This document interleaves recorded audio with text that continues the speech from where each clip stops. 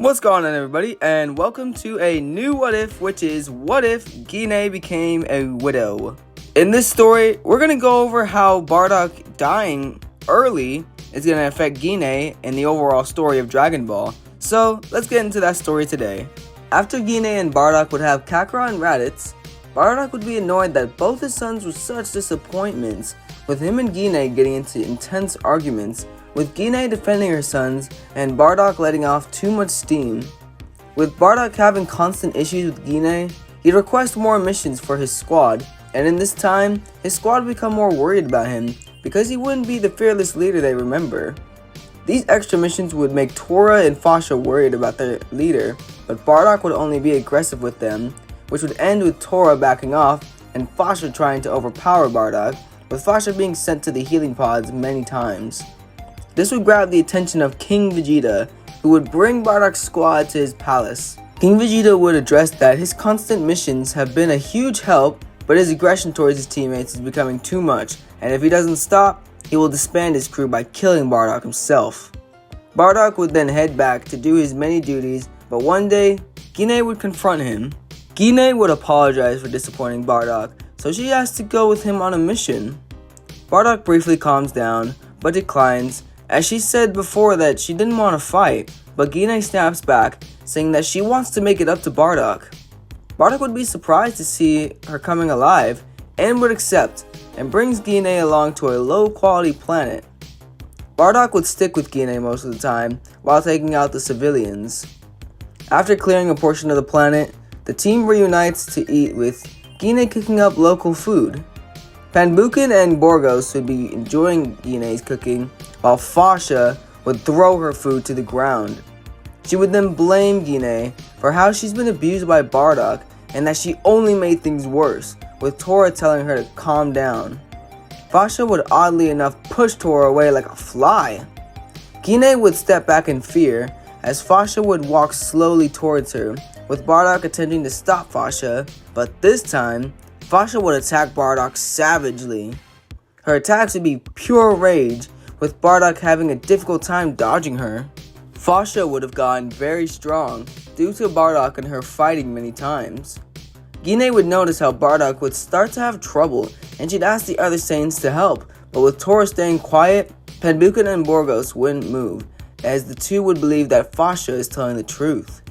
Bardock's elite force would be ripped apart because of their leader's constant lash-outs, except for one. Gine would then try to help Bardock, but Tora would try to stop her, saying that she'd only get in the way. Fasha would then throw Bardock to the ground, almost killing him, until Gine would push Tora aside and try to help Bardock. The two Saiyans would then try to stop Fasha, but Fasha would go berserk, with her eyes almost changing from yellow to her normal state. Bardock would be confused by this, but before he could think of it, Fasha would be blasted out of the sky. While the Saiyans were watching, the planet's last defending force would get their whole army out, while the Saiyan leader Bardock and would try to finish them off themselves. The army would then aim towards Gine, but before she felt the pain, she felt the body of Bardock collapse into her arms. Gine would watch Bardock in horror, as he would barely be breathing. Gine would continue to get more afraid with everything. Tora and the others would fire out an artificial moon and take out the rest of the forces, but before they'd squash the rest of the people, a certain civilian would show the giant apes a timer for 1 minute remaining. These people set up many bombs around the planet to take out the Saiyans with them, but the Saiyans didn't intend on dying, except for one. Gine would continuously try to get Bardock up, with Tora trying to help them as well, but Bardock would tell them just to leave him, as by the time they'd arrive to Planet Vegeta, he'd already be dead. Bardock would tell them to take Fasha as well, and tell her he was sorry for everything. Bardock reaches out his hand, asking Tora for a cloth, which he receives, and his blood would go into it. Bardock would give the cloth to Gine, and telling her to take care of Kakarot. Gine would then begin to cry, as Tora would grab her and take her to the ship. As they would travel through space, they would witness the planet explode. Gine would cry even more, with their comrades mourning their leader. No, their captain. Once arriving back, Gine would just go home and continue crying until she spot her son, Kakarot. He looks so much like Bardock. She stopped crying and put her hand on Kakarot's nursing capsule. She hugged onto the capsule gently so she wouldn't break it, and soon enough would find Bardock's offering and tie it around her head. She would never lose another one of her family members to anything. She would swear to it. Time after Bardock's death, King Vegeta would have Tora be the new leader, with Gine joining them. Gine would go on many missions, with her training with Tora a lot, and she'd become very strong. She'd also keep tabs on Raditz, who would be with Prince Vegeta and Nappa. She'd help train Raditz to become stronger, so he wouldn't be in the shadows of Vegeta and Nappa. Raditz would become very worried for his mother, as after all her missions, she'd be brought straight to the healing chamber, on the brink of death, and right after, would train Raditz. In this timeline, Raditz would be close to Nappa's power level. One day, Raditz goes on a mission with Vegeta and Nappa, with Gine going with Tora. On Gine's mission, Gine and Tora would split up, with the other two going around the planet. Tora would talk with Gine, asking her why she's been breaking herself each mission, with Gine responding as she always would. She's done being weak. Tora would continue to ask her every mission with an attempt to reach Gine's good side, her pure side. Tora would become disappointed with her response, and would try to communicate to the other Saiyans, stating that the mission is over. When he'd ask for a response, the only thing he would hear is the Saiyans grunting sounds of pain.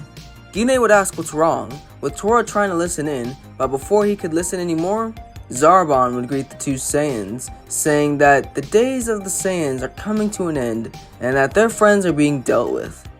Gine would instantly fire a blast at Zarbon, but Zarbon would deflect it and grab her by the throat.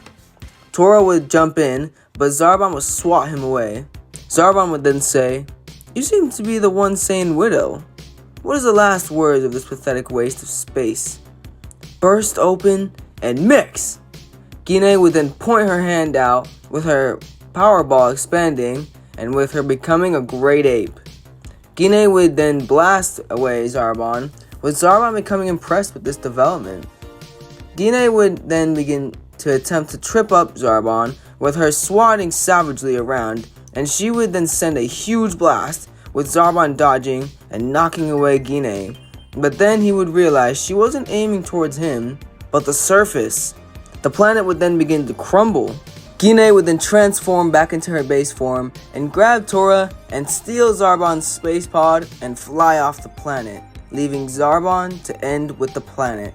Gine and Tora would eventually get back to Planet Vegeta, and Gine would send off Kakarot to Earth, as she would try to find out what's going on.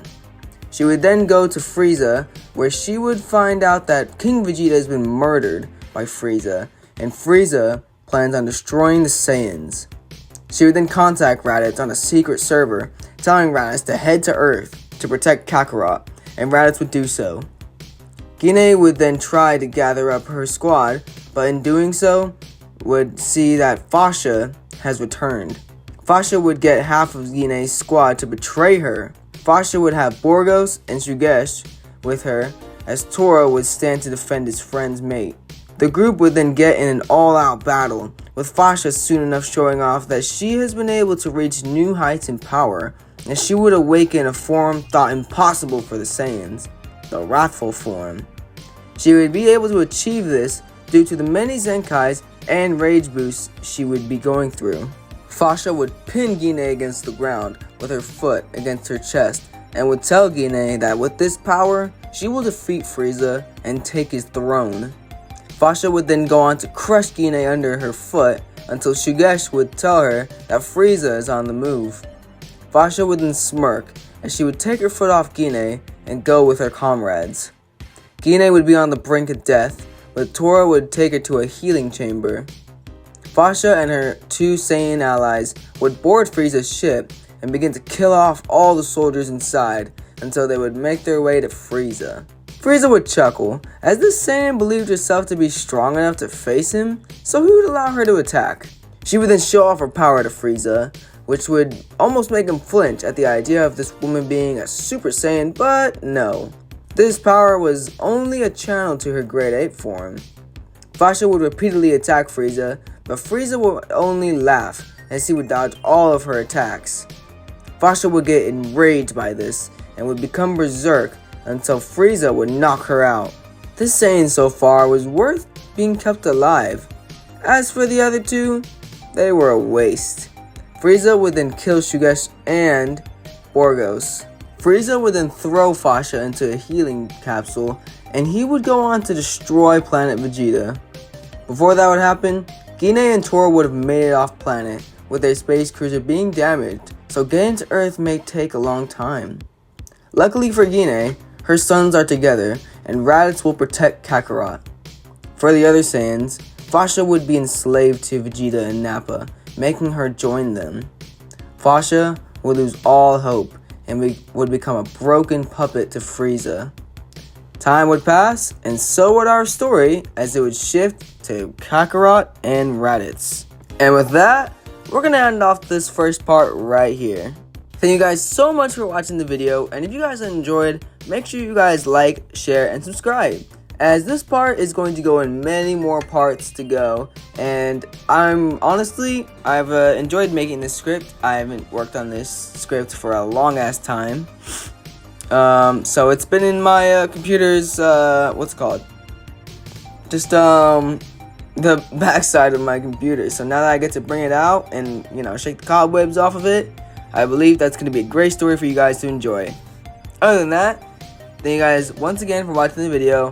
And yeah, oh my god, I don't know how to do outros anymore. Later.